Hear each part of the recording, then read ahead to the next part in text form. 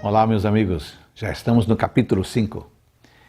No capítulo de hoje começam as audiências de Moisés e Arão com Faraó. Os diálogos são diretos e abertos entre os homens que representavam Deus e o homem que representava o poder oposto a Deus. Os primeiros resultados parecem muito desfavoráveis e o povo de Deus arca com as consequências da teimosa obstinação do líder do império egípcio. Faraó não era apenas o rei do Egito.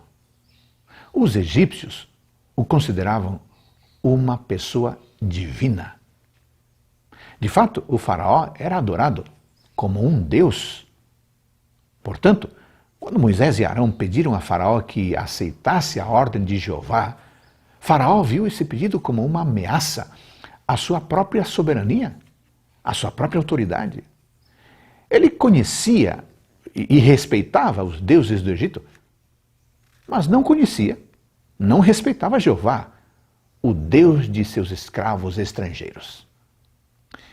Se Jeová havia se identificado com esses escravos, e se até agora não tinha conseguido libertá-los, pensou Faraó, certamente não era um Deus a quem ele, tendo o título de Faraó e sendo considerado um semideus, deveria temer e muito menos obedecer. Essa postura arrogante de Faraó. Em resposta às exigências de Moisés e Arão, Faraó os acusou de ociosidade por pedirem permissão para ter um feriado religioso para fazer sacrifícios ao seu Deus.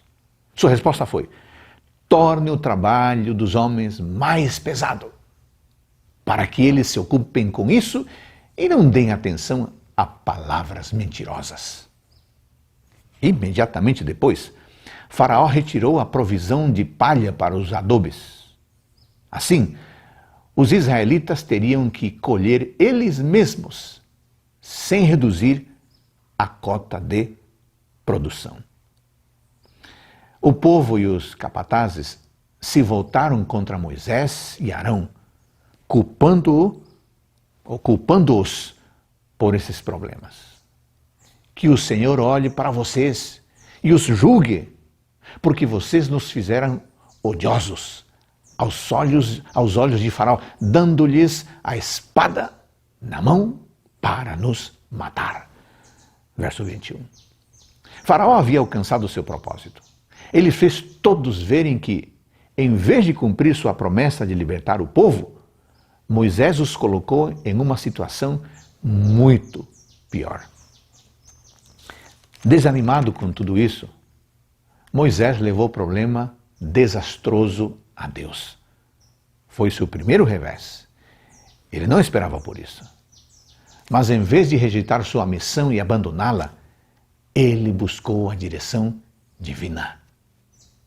Ele não se justificou diante do seu povo, dos seus irmãos. Ele voltou-se para o Senhor, Deus Todo-Poderoso, que lhe havia confiado a missão e certamente saberia como enfrentar aquela situação difícil. Tenhamos o cuidado de não ensinar às pessoas que buscar a Deus é o fim de todos os problemas pessoais, porque assim passaremos a mensagem errada. Sabe, amigo, às vezes a vida se torna mais difícil após a conversão. Esse é um mistério. Porém, embora não devamos subestimar o inimigo, nunca devemos subestimar o poder de Deus. Diante da crise, não busque respostas humanas. Diante da crise, apegue-se ainda mais ao Deus que tudo pode. Que a bênção do Pai Celestial esteja conosco neste dia. Amém.